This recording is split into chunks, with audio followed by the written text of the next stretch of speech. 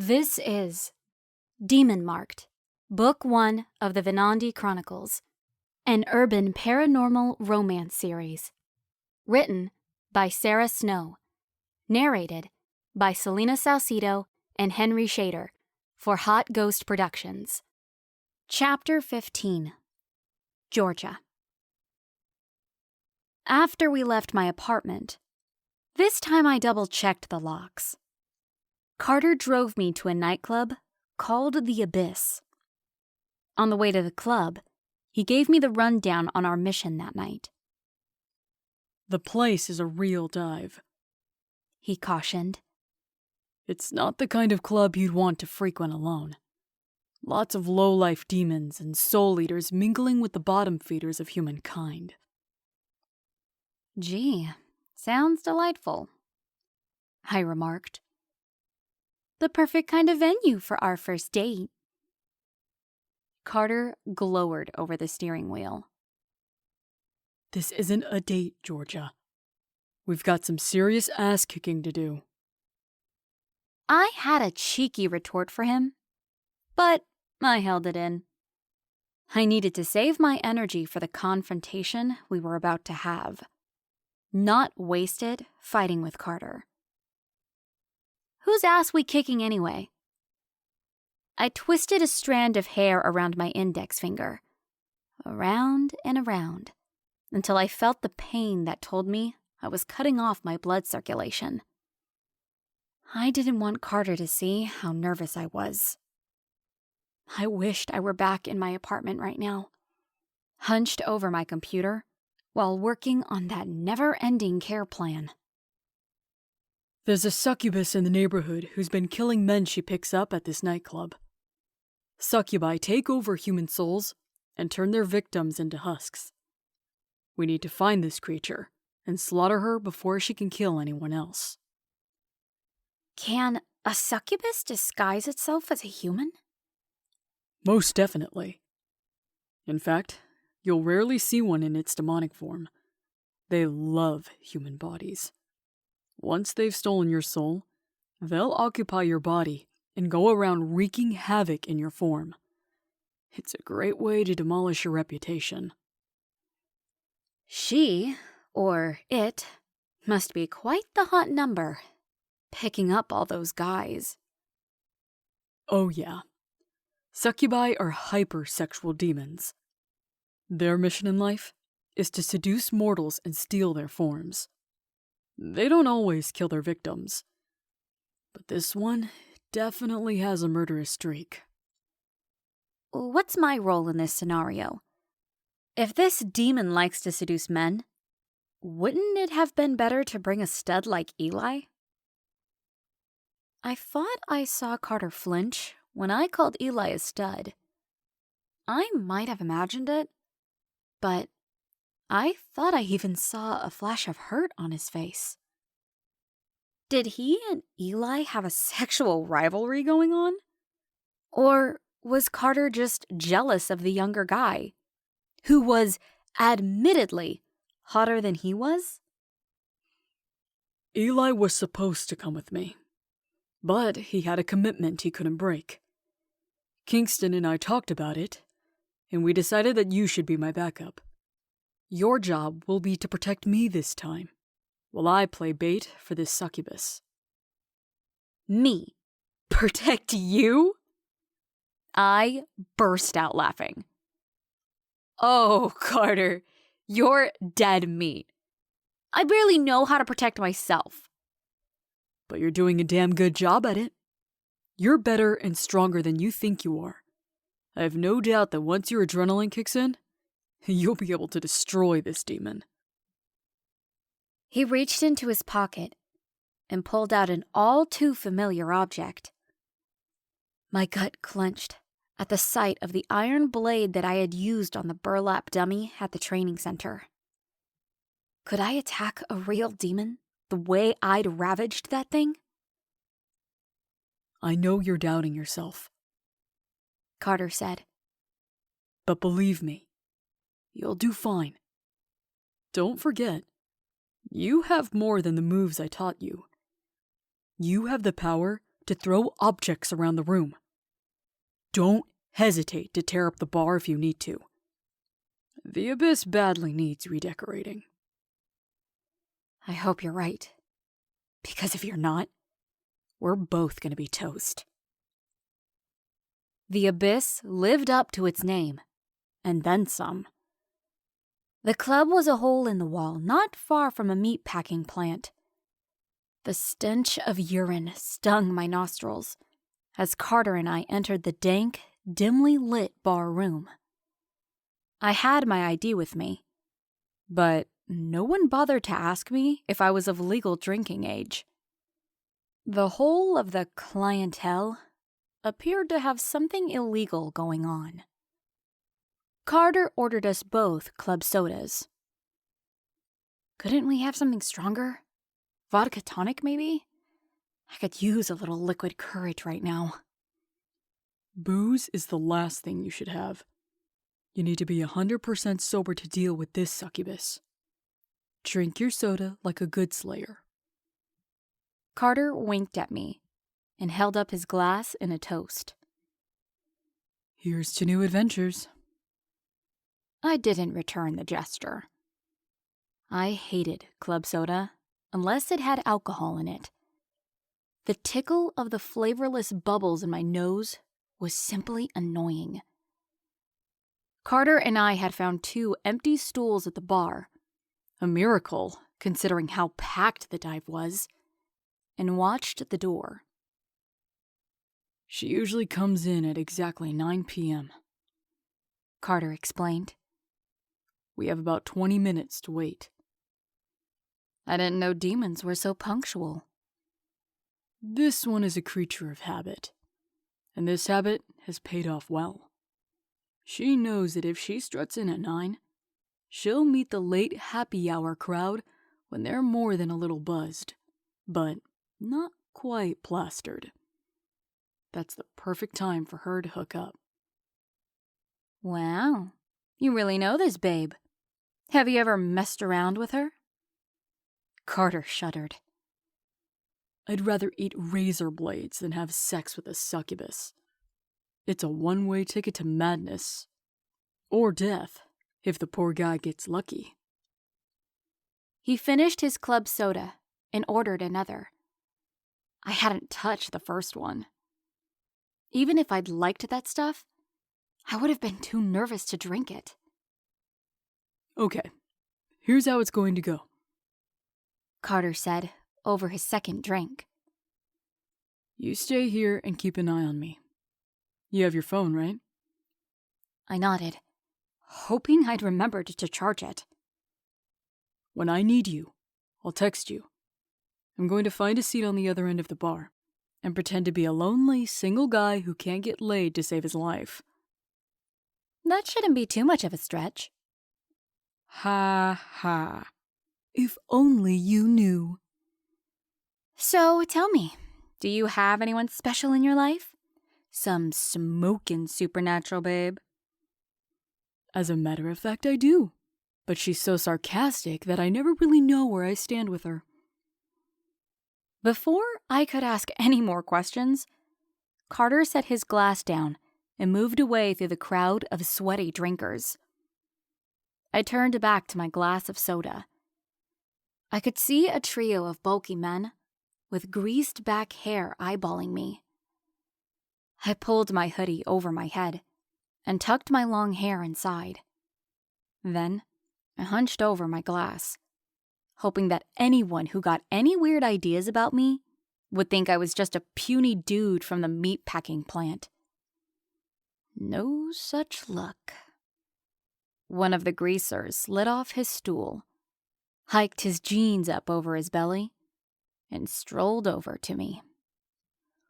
What are you drinking, honey? He asked, sharing the scent of his last meal as he swallowed a belch. Let me buy you another. No thanks. I deepened my voice and rounded my shoulders in a protective shell. His paw landed on my back, heavy as a flat iron. He started to massage my shoulders. I tensed. He rubbed harder. Oh, come on. Don't be an uptight little bitch. Let me buy you a drink. His offer had the tone of a death threat. Fine. Go ahead. I knew I didn't have a chance against this meatball. Not if I tried to fight him physically. I scanned the back of the bar for something that wouldn't shatter. No need to risk anyone else's safety. My eyes landed on a metal scoop sticking upright in a bucket of ice. I focused all my energy on that scoop, thinking of every monster who had ever manhandled me. The scoop rose slowly from the ice, hovered for a moment, then flew at Meatball's head. Ow! What the fuck did you do that for, Charlie? Meatball shouted at the bartender. The skinny guy tending the bar shrank back, shaking like a chihuahua. I didn't do anything, Hank. The thing just kind of flew. Hank rubbed his forehead, which had a red gouge from the edge of the ice scoop. He scowled at Charlie. Yeah, right. You were trying to break in on my action, weren't you, you little shit? No, Hank, I swear. I would never. Here, let me buy you when the guy's around. Charlie began frantically pouring whiskey shots. I pitied the poor bartender, an innocent bystander of my newfound power. Under my hoodie, I smiled to myself. So, where were we, beautiful? With the round of free shots, Hank's mood had lifted again. Why don't you have one of these shots? Heck, have 2 or 3. That'll warm up that frozen pussy of yours. Or maybe this will. Hank slid his hand up my thigh and settled his hand possessively on my crotch. I wheeled around on the bar stool, about to give him the old double-eye poke, when Hank suddenly flew backwards, knocked flat on his back. Leave her the fuck alone, sleazeball. My rescuer was a 6-foot-plus female. She had shoulders like a linebacker, accentuated by a black leather biker jacket, and breasts the size of honeydew melons. Her pale blonde hair was slicked against her forehead. She stood over Hank, the spiked tip of her heel poised delicately over his windpipe. One move, and you'll be breathing through a tube, she said sweetly. Hank went limp. I could see the fight going out of him. My rescuer lifted her heel from Hank's throat and helped him struggle to his feet. Then she gave him a mighty shove, sending him back to his buddies at the end of the bar. Wow, you showed up at exactly the right time, I said. Thank you. I would have offered to buy her a drink, but I had no money. Not even a maxed-out credit card. The woman grinned, full lips stretching over a set of gleaming white teeth. That grin was a little unnerving, but at least she was on my side. Hank and his greaser pals were slinking out of the bar. Hank gave me a menacing look over his shoulder, but I wasn't scared of him anymore.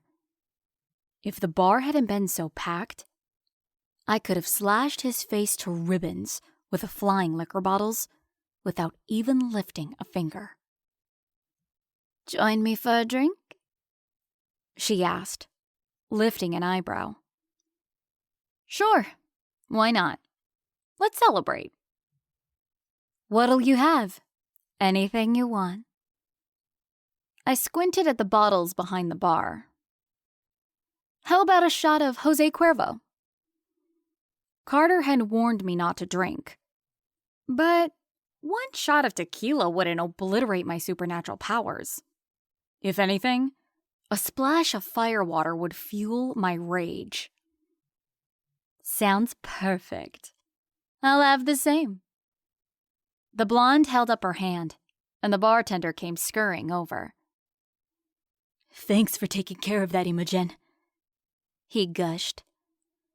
I would have 86'd those bullies if you hadn't stepped in. I'm sure you had the best intentions, Charlie.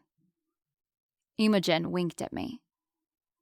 But now you don't have to admit that you don't have the gonads to kick anyone out of this bar.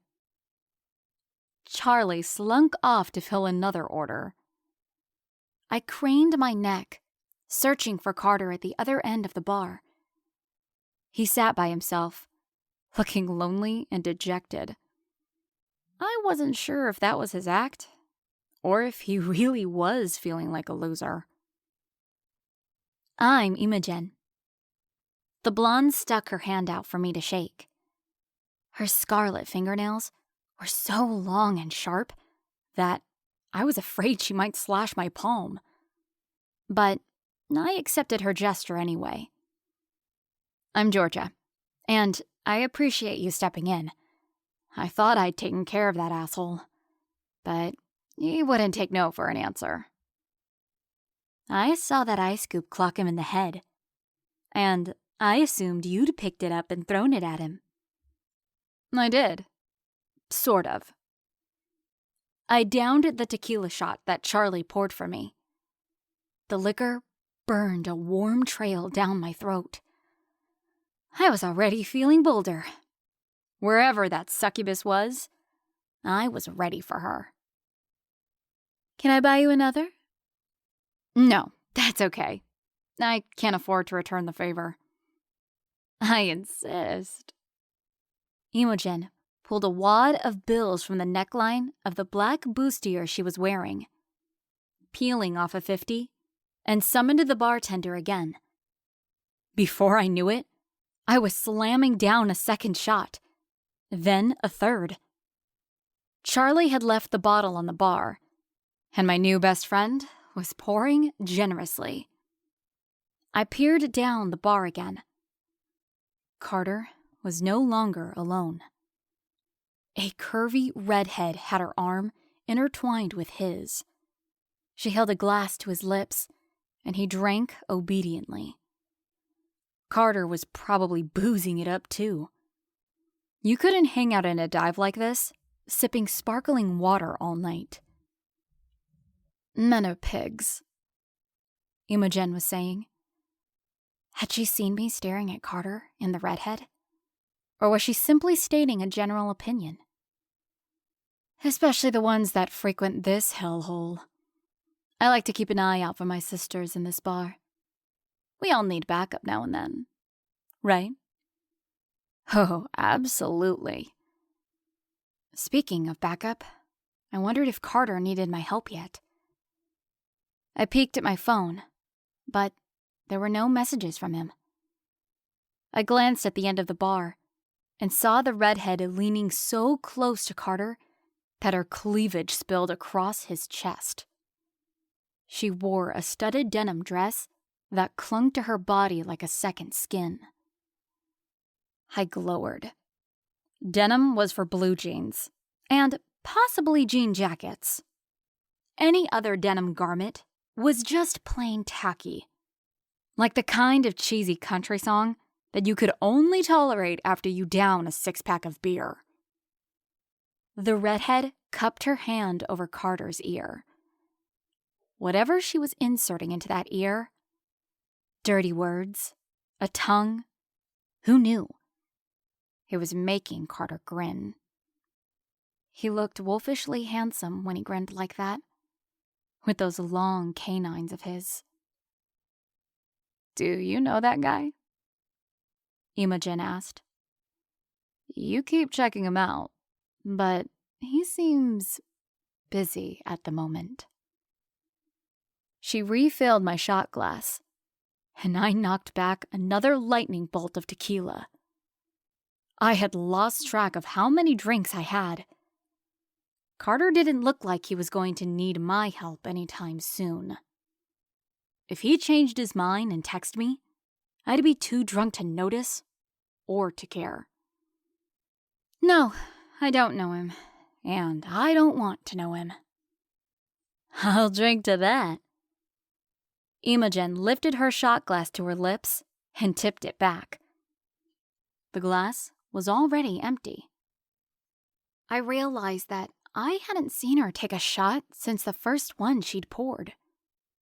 She was feeding me drinks, but she was only pretending to keep up.